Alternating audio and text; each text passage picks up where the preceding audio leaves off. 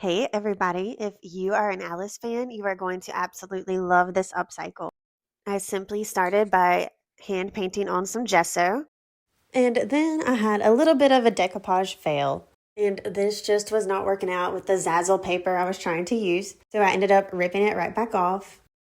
I like to show you guys the good and the bad, not just the pretty. But I ended up painting it a deep green color and blotting it with a paper towel.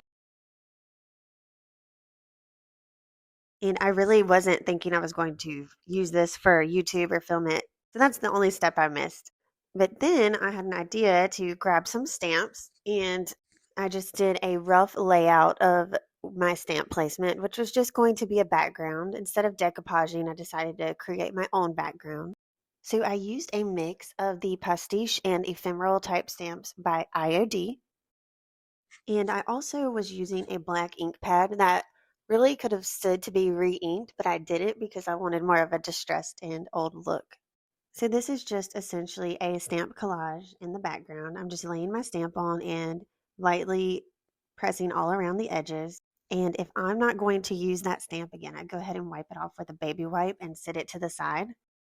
I felt like these stamps really went well with the Alice and vintage old style theme that I was going for. And this more than made up for my decoupage fail, and I ended up liking the direction this went way better than it probably would have turned out originally.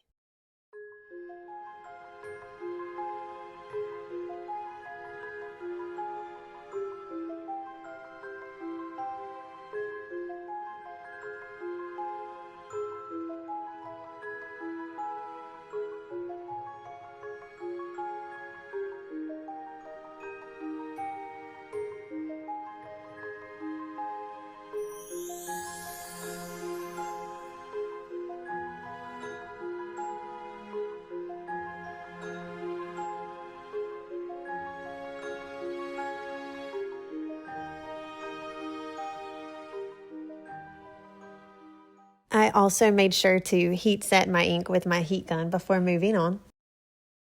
And now I'm just casting my moldings out of resin. That way I can go ahead and paint them before actually applying them to my frame because I wanted to do more detailed painting for these. And I'm using Amazing Casting resin in white. And I always kind of push it a little bit with how much I'm using of this product at once. If you are newer with resin casting, you're going to want to use the smaller cups that come with the product. I'm also following the manufacturer's guidelines with mask and especially goggles. I always cast the pieces that I need first, and then I go ahead and pour the leftover into other moldings. That way I'll use them eventually and don't waste any resin.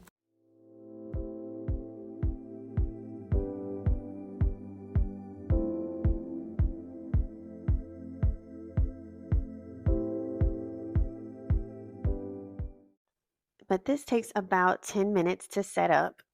And then I'm able to go ahead and demold and clean up as needed and move straight on to painting. And just keep in mind, not all paint will stick to the resin. I'm going to be using gesso first to prime them in this case because I'm going to use regular acrylics. I first wanted to give myself just a rough layout before making all my color choices. And this is just my gesso application. Typically 2 coats is all that's needed for gesso. And while I'm painting, I just like to keep it pretty light of a coat because I don't want to fill in all these details of these castings that really make it pop more. And I'm just using typically 2 colors to kind of give it a little more depth and blending.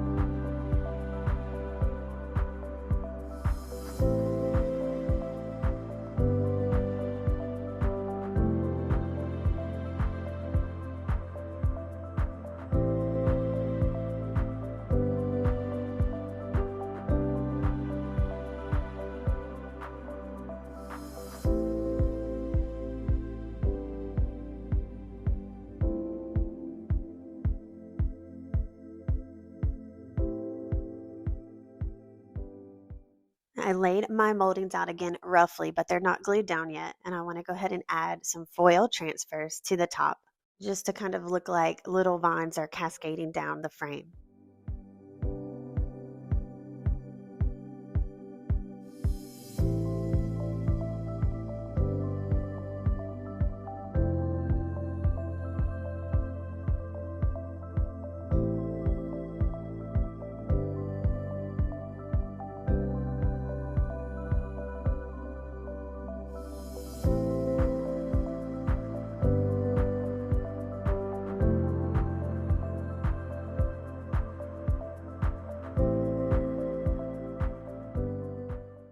And I'm going to carefully glue down each element with Titebond clear quick and thick glue using my silicone paint pen. And I'm also using one with an angled tip to get the excess glue out. It's always a fun little dance with the glue. You have to make sure you get enough, but not too much. And I'm absolutely super pleased with how this has turned out so far. And I want to do a glaze, but I don't want it to be too heavy. So I want to go ahead and seal my entire piece. And this will also take care of sealing my transfers. I am using General Finishes satin, and I'm making sure to go over all of my castings as well. And this just really shows you how good this IOD ink is, which is why I fell in love with IOD originally. It was from their inks and stamps. And the molds I used were a mix of Prima and Wilton. And those foil transfers are by Redesign with Prima. And now that everything had fully dried, I can go ahead and add my brown glaze. I barely needed to even wipe or blot this thanks to it being sealed already, but it still gave me just enough of that aged look that I wanted.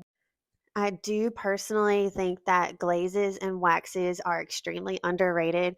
This project was beautiful, but it really needed something else to take it to the next level.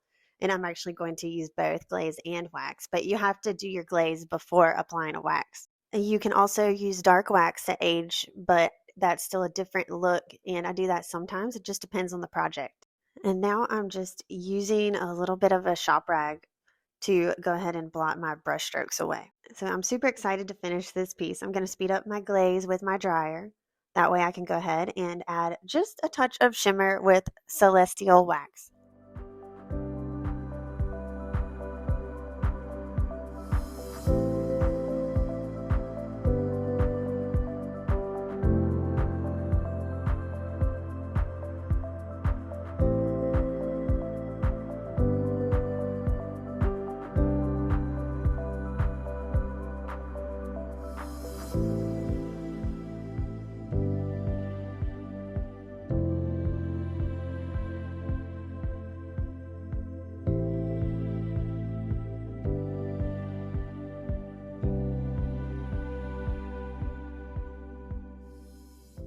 I hope you guys enjoyed this tutorial. Thanks so much for watching.